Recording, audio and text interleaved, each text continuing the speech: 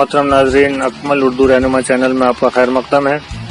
मैं अकमल नईम सिद्दीकी एक नए वीडियो के साथ फिर आपकी खिदमत में हाजिर हूँ। मोहतरम नाजरीन, आपसे मुअद्दबाना गुजारिश है कि इस चैनल को सब्सक्राइब का बटन दबाकर सब्सक्राइब जरूर कीजिए। इसके बाद बेल आइकॉन को दबाइए ताकि नया वीडियो अपलोड होते ही आपको नोटिफिकेशन के जरिए इसकी इत्तला मौसूल हो जाए। और वीडियो को मजीद लोगों तक पहुँचाने के लिए इसे लाइक और शेयर जरूर कीजिए। मोहतरम नाजरीन आदाब, मैं अकमल नईम सिद्दीकी एक नए सबक के साथ अकमल उर्दू रहनुमा चैनल में आपका खैर मकदम करता हूँ। जैसा कि आप जानते हैं, इससे पहले हम उर्दू हरूफ के बारे में मुताला कर रहे थे। इस सबक में आज हम लफ्ज़ से बहस करेंगे, यानी अल्फाज की बात करेंगे। तो आइए जानते हैं कि लफ्ज़ किसको कहते हैं। मोहतरम नाज़रीन, लफ्ज़ के अंदर दो खुसूसियात पाई जाती हैं। पहली खासियत ये कि लफ्ज़ हरूफ का मजमुआ होता है, यानी एक से ज़्यादा हरूफ, चाहे वो दो हों या दो से ज़्यादा हों। जब दो या दो से ज़्यादा हरूफ का मजमुआ होता है तो उसको हम लफ्ज़ कहते हैं। और दूसरी जो खासियत है लफ्ज़ की कि लफ्ज़ बामानी होना चाहिए, यानी इसके कोई ना कोई मानी निकलने चाहिए। जैसे अब अलिफ और बे का मजमुआ है और इसके एक मानी है। कब काफ और बे का मजमुआ है और इसके मानी है। मोहतरम नाज़रीन, हम जितनी भी आवाज़ें मुँह से निकालते हैं बोलते वक्त, उनको क़वाइद की रूह से हम दो कैटेगरीज में रखते हैं। एक तो वो आवाज़ें होती हैं जो हरूफ का मजमुआ तो होती हैं, लेकिन उनके कोई माने नहीं होते। ऐसी आवाज़ें या हरूफ का मजमुआ जो बेमानी हो, जैसे चाय वाय में वाय, खाना शाना में शाना और रोटी शोटी में शोटी। तो ऐसे अल्फाज जो देखने में अल्फाज लगते हैं, यानी लफ्ज़ की पहली शर्त कि हरूफ का मजमुआ होना, उस शर्त को तो पूरा करते हैं, लेकिन दूसरी शर्त यानी बामाने होना, उस शर्त को पूरा नहीं करते। तो ऐसे अल्फाज को हम मुहमिल कहते हैं। मुहमिल यानी बेमाने, बेकार, जैसे शाना, शोटी और चाय के साथ वाय। वहीं दूसरी जानिब ऐसे अल्फाज, ऐसी आवाज़ें या ऐसे हरूफ का मजमुआ जो बामानी हो, जैसे चाय वाय में चाय, खाना शाना में खाना और रोटी शोटी में रोटी। तो ऐसे अल्फाज को, ऐसी आवाज़ों को हम क़वाइद की रूह से कलमा कहते हैं। मुहमिल आवाज़ें, बेकार आवाज़ें, बेमानी आवाज़ें, मुहमिल आवाज़ों से क़वाइद में बहस नहीं की जाती। क़वाइद में कलमे से बहस की जाती है। इसलिए बात ज़हन में रखें कि आगे जो कुछ भी हम पढ़ेंगे वो सब कलमे से मुताल्लिक़ है, ना कि मुहमिल आवाज़ों से। कलमा, क़वाइद में कलमे से बहस की जाती है, क़वाइद में मुहमिल आवाज़ों से बहस नहीं की जाती, जैसा मैंने आपको भी बताया। कलमे की अक़साम, उर्दू में जितने भी अल्फाज या कलिमात बोले या लिखे जाते हैं वो मुंदरजा ज़ेल में से किसी एक किस्म के होंगे, यानी वो या तो इस्म होंगे या ज़मीर होंगे या सिफत होंगे या फ़ेल होंगे या हर्फ होंगे। जितने भी अल्फाज आप बोलते हैं उनको हम इन 5 कैटेगरीज में से किसी एक कैटेगरी में रख सकते हैं, या हम यूँ कह सकते हैं कि इन 5 कैटेगरीज में से किसी न किसी एक कैटेगरी में वो लफ्ज़ ज़रूर आता है। इस्म किसे कहते हैं? इस्म के लफ्ज़ माने होते हैं नाम के, किसी शख्स का नाम, किसी जगह का नाम, किसी चीज़ का नाम या किसी कैफियत के नाम को इस्म कहा जाता है। दुनिया में जितनी भी चीज़ें हैं उनको हम मोटे तौर पर 4 हिस्सों में बांट लेते हैं।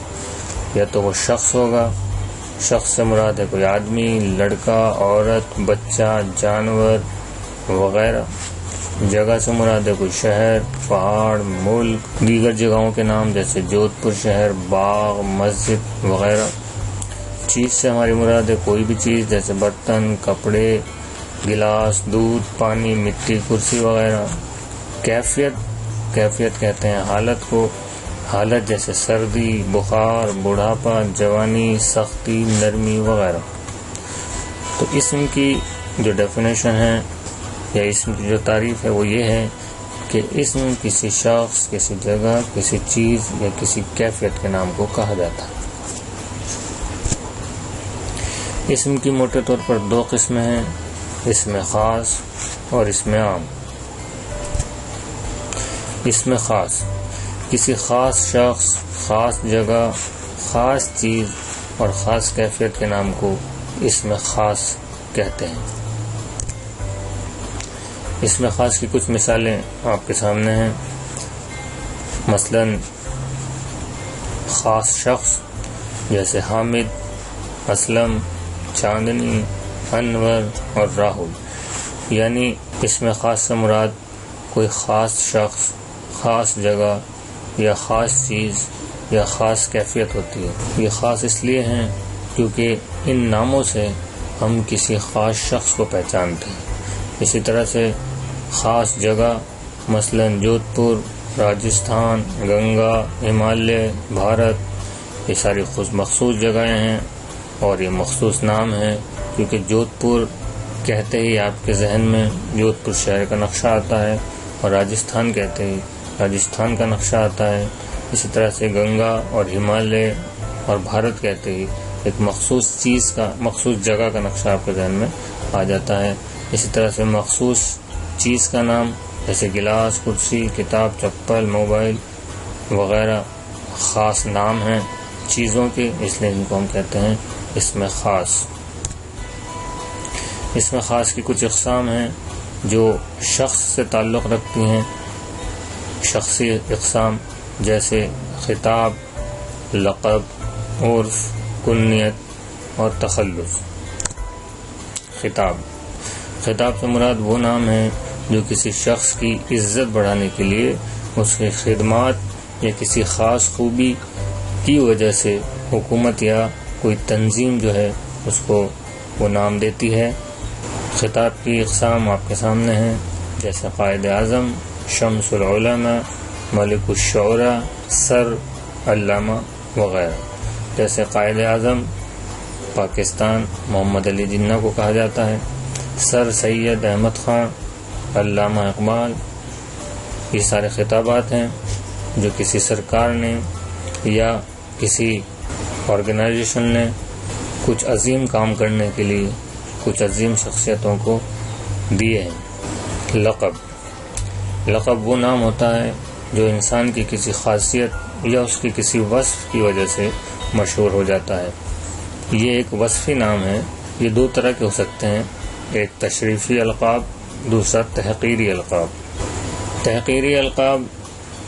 تحقیری کے معنی کسی کی بے عزتی کرنا ہوتا ہے، لہذا تحقیری القاب وہ القاب ہوتے ہیں جن سے کسی کی تحقیر کرنا مقصد ہو، مثلا ابو جہل اور ابو لہب۔ تشریفی القاب توصیفی القاب ہوتے ہیں، یعنی جن سے کسی شخص کی کسی توصیف اور تعریف کی جائے انہیں ہم تشریفی القاب کہتے ہیں، جیسے حکیم الامت، شیخ الاسلام وغیرہ۔ تحقیری القاب جیسے ابو جہل، جیسے میں نے آپ کو بتایا کہ اس کا مقصد کسی کی تحقیر یا بے عزتی کرنا ہوتا ہے، تو اس کے معنی اچھے نہیں ہوتے، جیسے ابو جہل جاہل شخص، یا ابو لہب شعلہ روح آگ سے بنا ہوا یا آگ والا۔ دوسری جانب تشریفی القاب جن کے معنی اچھے ہوتے ہیں، جیسے حکیم الامت امت کا حکیم، شیخ الاسلام اسلام کا شیخ۔ ایک بار پھر آپ دیکھیں آپ کے اسکرین پر کچھ القابات دیے گئے ہیں، جیسے حکیم الامت، کلیم اللہ، خلیل اللہ، اعلی حضرت، شیخ الاسلام وغیرہ۔ عرفیت وہ نام جو محبت یا حقارت کی وجہ سے پڑ جائے عرف کہلاتا ہے۔ عموماً یہ اصلی نام کا اختصار ہوتا ہے، یعنی جو نام بچے کا والدین رکھتے ہیں اس کو شارٹ میں کر کے وہ پکارا کرتے ہیں تو یہ مختصر ہو جاتا ہے، اسے عرفیت کہتے ہیں۔ عرف کی مثال جیسے فخر الدین کو چھوٹا کر کے فخرو، یا محبت میں کلو میاں، یا پھر چنو منو وغیرہ جو نام ہیں، یہ عرفیت کی مثال ہے۔ تخلص ایک مختصر نام جو شاعر نظم میں بجائے اصلی نام کے استعمال کرتا ہے تخلص کہلاتا ہے۔ تخلص کی مثالیں آپ کی اسکرین پر ہیں، جیسے میر تقی نام ہے اور میر تخلص، امام بخش نام ہے، ناسخ تخلص، اسد اللہ خان نام ہے، غالب تخلص، محمد رفیع نام ہے، سودا تخلص، بہادر شاہ نام ہے، ظفر تخلص۔ اشعار میں تخلص کی مثال آپ کے سامنے ہے، جیسے کچھ شعر اسکرین پر آپ کے دیے گئے ہیں اور ان میں ان شعراء کرام نے اپنے تخلص کا استعمال کیا ہے۔ آئیے اشعار میں تخلص کی مثالیں دیکھتے ہیں۔ جیسے غالب کا شعر ہے، ہیں اور بھی دنیا میں سخنور بہت اچھے، کہتے ہیں کہ غالب کا ہے انداز بیاں اور۔ یہ مقطع ہے جو غزل کا آخری شعر کہلاتا ہے، جس میں شاعر اپنا تخلص استعمال کرتا ہے، اور اس شعر میں بھی آپ دیکھ رہے ہیں کہ غالب نے اپنا تخلص استعمال کیا ہے۔ اسی طرح سے میر ان نیم باز آنکھوں کی، ساری مستی شراب کی سی ہے، یہ بھی مقطع ہے اور تخلص کا استعمال کیا ہے میر نے۔ کتنا ہے بد نصیب ظفر دفن کے لیے، 2 گز زمین بھی نہ ملی کوئی یار میں، ظفر یہاں تخلص استعمال کیا گیا۔ ظالم نے میں کہا تھا کہ اس خون سے درگزر، سودا کا قتل ہے یہ چھپایا نہ جائے گا، یہاں آپ دیکھ رہے ہیں سودا تخلص کا استعمال کیا ہے۔ تو اس طرح سے تخلص وہ نام جو شاعر اپنی نظموں غزلوں وغیرہ میں استعمال کرتا ہے تخلص کہلاتا ہے۔ ایک نظر ہم ڈالتے ہیں اسم خاص اور اسم عام پر، یعنی اسم کی 2 اقسام ہوتی ہیں۔ جیسا کہ میں نے آپ کو پہلے بھی بتایا، اسم کی موٹے طور پر 2 قسمیں ہوتی ہیں، پہلی ہے اسم خاص اور دوسری ہے اسم عام۔ اسم خاص کی 5 قسمیں ابھی ہم نے دیکھی، خطاب، لقب، عرف، کنیت اور تخلص۔ دوسری جانب دائیں طرف آپ دیکھ رہے ہیں اسم عام کی اقسام ہیں، اسم دھات، اسم اعلیٰ، اسم کیفیت، اسم جمع اور اسم ظرف۔ آئیے اب اسم عام کی جو اقسام ہے اس کو مطالعہ کرتے ہیں۔ اسم عام وہ اسم یعنی وہ نام جو ایک جیسی بہت سی اشیاء کے لیے، ایک جیسی بہت سی چیزوں کے لیے استعمال کیا جائے، اسم عام کہلاتا ہے۔ مثال کے طور پر شخص کی اگر ہم بات کریں تو اسم عام شخص اگر ہم دیکھیں تو آدمی میں خالد، حامد، راشد، انور، رام چندر، یعنی ان تمام لوگوں کے لیے جو عمومی طور پر لفظ استعمال ہوتا ہے وہ ہے آدمی، تو اس لیے اس کو اسم عام کہتے ہیں۔ جانور میں آپ دیکھیں ہاتھی، گھوڑے، چوہا، بلی سبھی شامل ہیں۔ عمومی طور پر عام طور پر اس کے جو لفظ استعمال ہوتا ہے اس کو کہتے ہیں جانور، اس لیے جانور اسم عام ہے۔ اسی طرح سے عام طور پر جگہوں کے جو نام استعمال کیے جاتے ہیں انہیں اسم عام کہتے ہیں، جیسے شہر میں جودھ پور، جے پور، دلی بہت سارے شہر ہو سکتے ہیں۔ گاؤں میں بہت سارے گاؤں ہو سکتے ہیں۔ ندیاں بہت ساری ہو سکتی ہیں، گنگا، جمنا، سرسوتی، تاپتی وغیرہ، لیکن عمومی طور پر ہم نے نام دیا شہر، گاؤں اور ندی، اس لیے اسم عام ہے۔ اور چیزوں میں جیسے برتن بہت طرح کے ہو سکتے ہیں، کپڑے، کتابیں بہت طرح کی ہو سکتی ہیں۔ تو یہ ساری چیزیں جو عمومی طور پر یعنی کسی گروپ کا جو نام ہوتا ہے اس کو ہم اسم عام کہتے ہیں۔ اسم عام کی 5 اقسام ہیں، اسم دھات، اسم اعلیٰ، اسم کیفیت، اسم جمع اور اسم ظرف۔ اسم عام کی پہلی قسم ہے اسم دھات، وہ اسماء یعنی وہ نام جو کسی دھات کے لیے استعمال کیے جاتے ہیں اسم دھات کہلاتے ہیں۔ اسم دھات کی مثالیں جیسے لوہا، پیتل، سونا، چاندی وغیرہ۔ دوسری اسم اعلیٰ کہتے ہیں اوزار کو، اکوپمنٹ کو، تو وہ اسماء یا نام جو کسی آلہ یعنی اوزار کے لیے استعمال کیے جائیں اسم اعلیٰ کہلاتے ہیں۔ اسم اعلیٰ کی مثالیں ہیں چاقو، تلوار، نہرنی کہتے ہیں نیل کٹر کو، بیلن، داتن، چشمہ، قلم، جھاڑو وغیرہ۔ اس میں کیفیت وہ اسماء یا نام جو کسی کیفیت یعنی حالت کو بیان کرتے ہیں، اس میں کیفیت کہلاتے ہیں۔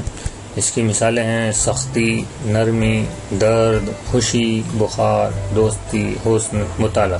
یہ کیفیات ہیں یعنی حالتیں ہیں جن کو آپ صرف محسوس کر سکتے ہیں، دیکھ نہیں سکتے، جیسے سختی، نرمی، درد آپ کے دل میں یا درد آپ کے جسم کے کسی حصے میں ہو رہا ہے تو آپ اس کو صرف محسوس کر سکتے ہیں، تو ان کو کہتے ہیں اسم کیفیت۔ چوتھی قسم ہے اسم ظرف، وہ اسما جو کسی وقت یعنی زمان یا جگہ یعنی مکان کے لیے استعمال کیے جاتے ہیں، اسم ظرف کہلاتے ہیں۔ اسم ظرف یعنی زمان اور مکان۔ ظرف کے دو معنی ہوتے ہیں، وقت اور جگہ، یعنی زمان اور مکان۔ زمان کہتے ہیں وقت کو اور مکان کہتے ہیں جگہ کو۔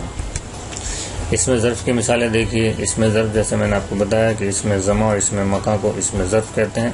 اسم زمان یعنی زمانہ، تو ایسے اسم جو زمانے کی یا وقت کے بارے میں بتائیں اسم زمان کہلاتے ہیں، جیسے صبح، رات، کل، پرسوں، شام، ابھی۔ وہیں اسم مکان یعنی جو جگہ کو کے بارے میں بتاتے ہیں، یعنی جگہ کے نام ہوتے ہیں، اس کو اسم مکان کہتے ہیں، جیسے پہاڑ، میدان، سسرال، دواخانہ، ڈاک گھر۔ یہ سارے نام کسی نہ کسی جگہ کی نمائندگی کرتے ہیں، اس لیے اس کو اسم مکان کہتے ہیں، اور کلیکٹیولی اس کو اسم ظرف کہا جاتا ہے۔ پانچویں قسم ہے اسم جمع، وہ اسم جو بظاہر تو واحد معلوم ہوتے ہوں مگر حقیقت میں وہ واحد نہ ہو کر جمع ہوتے ہیں۔ یہ اسم جملے میں جب استعمال کیے جاتے ہیں تو واحد کی طرح استعمال کیے جاتے ہیں، جبکہ معنی کے اعتبار سے اکارڈنگ ٹو میننگ یہ جمع ہوتے ہیں یعنی بہووچن ہوتے ہیں۔ اس کی مثالیں دیکھیں۔ فوج جب جملے میں استعمال کیا جاتا ہے تو ایک وچن کی طرح واحد کی طرح استعمال کیا جاتا ہے، جیسے فوج آ رہی ہے یعنی سنگولر۔ لیکن فوج اس میں واحد نہیں ہے، اس میں جمع ہے، کیونکہ فوج کا مطلب ہوتا ہے بہت سارے آدمیوں کا گروپ۔ اس طرح سے انجمن، قطار، جھنڈ، لشکر اور جماعت یہ سبھی اس میں جمع ہیں۔